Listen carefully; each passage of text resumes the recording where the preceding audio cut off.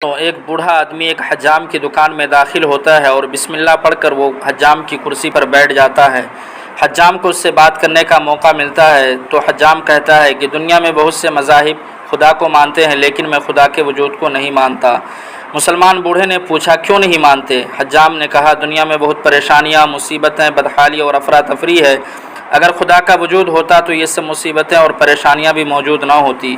بوڑھے نے مسکراتے ہوئے کہا میں بھی اس دنیا میں حجام کے وجود کو نہیں مانتا۔ حجام نے پریشان ہو کر پوچھا کیا مطلب؟ میں آپ کی بات نہیں سمجھا۔ بوڑھے نے حجام کی دکان سے باہر گزرتے ایک گندے اور لمبے بالوں والے شخص کی طرف اشارہ کر کے کہا کیا تم اس شخص کے لمبے اور گندے بال دیکھ رہے ہو؟ حجام نے کہا جی ہاں، لیکن اس کا میری بات سے کیا تعلق؟ بوڑھے نے نرم لہجے میں کہا اگر حجام ہوتے تو لمبے اور گندے بالوں والے لوگ بھی نہ ہوتے۔ حجام نے کہا ہم موجود ہیں لیکن ایسے لوگ ہمارے پاس آتے ہی نہیں۔ بوڑھے نے مسکراتے ہوئے کہا بالکل خدا بھی موجود ہے لیکن لوگ ہدایت کی طرف نہیں آتے، خدا کی طرف رجوع نہیں کرتے، اسی لیے دنیا میں بہت سے مسائل اور پریشانیاں ہیں۔ لوگوں کو پریشانیاں ہوتی ہیں لیکن وہ خدا کے پاس نہیں آتے۔